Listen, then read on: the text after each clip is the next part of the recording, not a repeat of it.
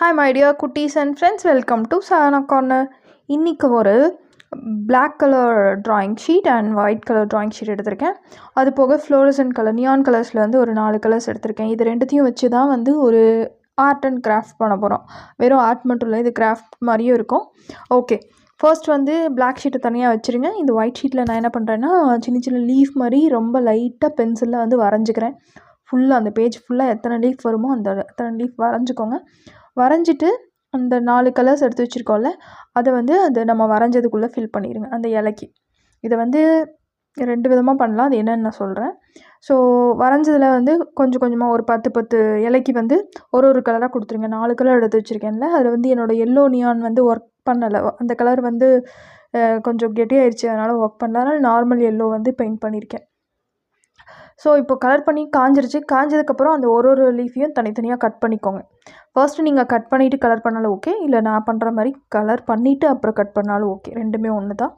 Okay, நான் இப்போ cut பண்ணி எடுத்து வச்சதெல்லாம் வந்து அந்த ட்ராயிங் ஷீட் பிளாக் கலர் எடுத்துருக்கேன்ல, அதுக்கு மேலே ஃபெவிகால் அப்ளை பண்ணிவிட்டு ஒட்ட போகிறேன். ஒரு ஷீட் மேலேயும் ஃபெவிகால் பின்னாடி அப்ளை பண்ணிக்கோங்க. அப்படி ரேண்டமாக அந்த பிளாக் ஷீட் ஃபுல்லாக ஆர்டரே இல்லாமல் கண்ணா பின்னாடி எல்லா டைரெக்ஷன்லேயும் ஒட்டிக்கலாம். ஸோ அப்போ தான் வந்து அது அழகாக இருக்கும் பார்க்குறதுக்கு. ஒரே மாதிரி ஒட்டாமல் எல்லா கலரும் மிக்ஸ் ஆன மாதிரி ஒட்டிடுங்க. இதுக்கு ஹார்ட் க்ளூலாம் யூஸ் பண்ணாதீங்க, ஃபெவிகால் தான் கரெக்டாக இருக்கும். கொஞ்சம் தண்ணி மிக்ஸ் பண்ணிவிட்டு ஃபெவிகால் அப்ளை பண்ணிவிட்டு ஃபுல்லாக ஒட்டிடுங்க. ஓகே, ஒட்டி முடிச்சுட்டு இதுக்கு மேலே கொஞ்சம் டிசைன்ஸ் பண்ண போகிறோம். அது என்னன்னு நான் சொல்கிறேன். ஸோ இருக்கிற இலையெல்லாம் ஒட்டிட்டேன். ஒரு 2 இலையும் மிஸ் பண்ணிட்டேன், நான் பார்க்கல, பட் இருந்தாலும் ஓகே. அடுத்து வந்து ஒரு பிளாக் ஸ்கெட்ச் இல்லாட்டி இந்த மாதிரி பென் ஏதாவது எடுத்துக்கோங்க. எடுத்துகிட்டு அந்த ஒரு லீஃப்க்கு நடுவுலேயும் அந்த வெயின்ஸ் இருக்கும்ல, அந்த மாதிரி சின்ன சின்ன ஃபஸ்ட்டு கோடாக போட்டுக்கோங்க. நடுவில் மிடில் கோடு போட்டுக்கோங்க. அப்புறம் 2 சைட்லேயும் இலைக்கு மேலே இருக்கும்ல, அந்த மாதிரி தான் கோடாக போட போகிறோம். அது வந்து நல்லா டார்க்கான ஒரு ஸ்கெட்ச் பென் ஆர் பென் எடுத்துக்கோங்க.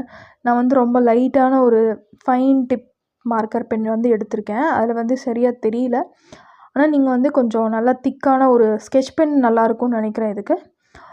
அந்த ஸ்கெட்ச் பெனில் வந்து இந்த மாதிரி லைன்ஸ் போட்டுக்கோங்க. அதுக்கப்புறம் உள்ளுக்குள்ளேயே அந்த வெயின்ஸ் எல்லாம் சின்ன சின்ன வெயின்ஸ் எல்லாம் போட்டுக்கோங்க.